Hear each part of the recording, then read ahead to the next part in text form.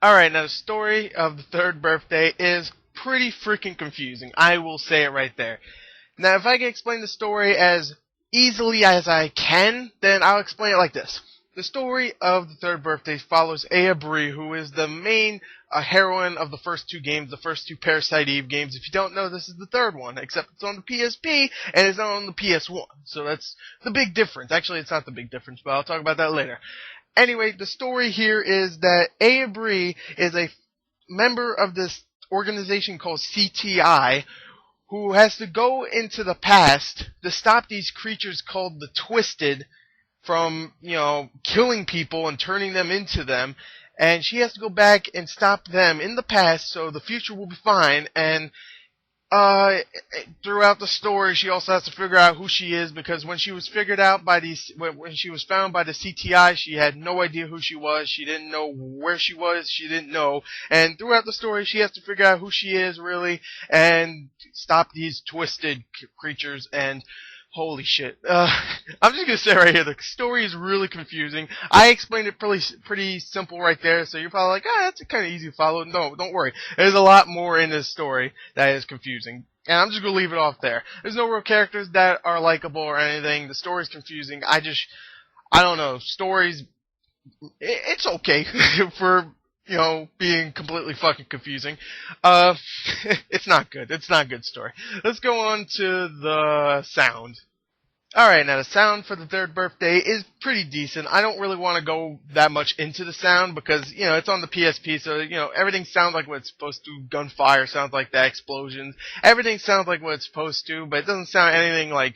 It's not remarkable by any stretch of the imagination, but it is pretty decent. And the voice acting is not that bad. It isn't.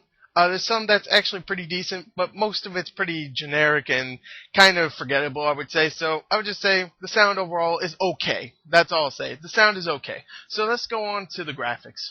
Okay, now the graphics for this game, for a PSP game, are actually really, really good. I really enjoy looking at these graphics, mostly because the CG, there's a lot of CG cutscenes in this game, and all the CG cutscenes are actually really well done. They look really cool, has some really cool little action here and there, mostly with the creatures destroying, buildings just falling down and stuff, and it looked really, really nice.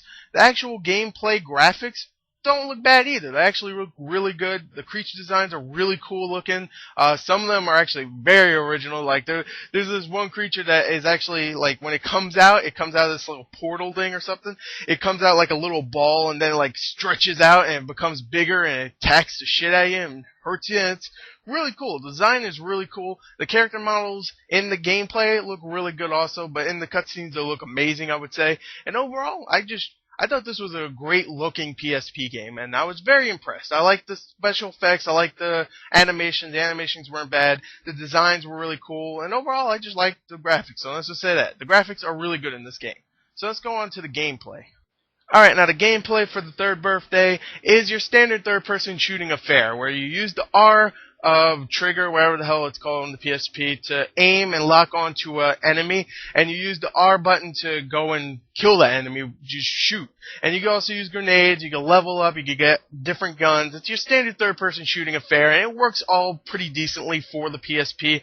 And when I say for the PSP, because you don't have that second analog stick which you need for many other games, and it works pretty decently for the PSP. I have to say, I was definitely impressed with it.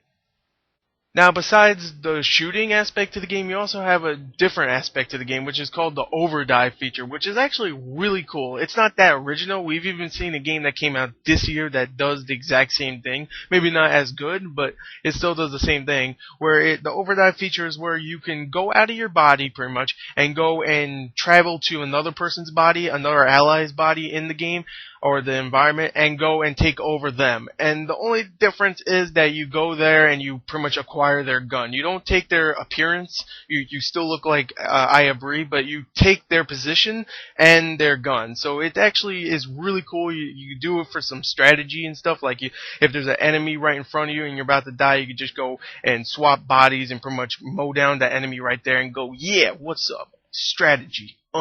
And And it's a really cool feature. It's not great or anything, but it's definitely better than the other game that did it, which was Mindjack that came out this year. Definitely better than Mindjack, because Mindjack was just a crappy game. And this one, not bad. Overall, I really like the game. I really like the gameplay. Definitely works, I'd say that, unlike Mindjack, which is another game I guess I could compare it to because the story didn't make sense in that game either.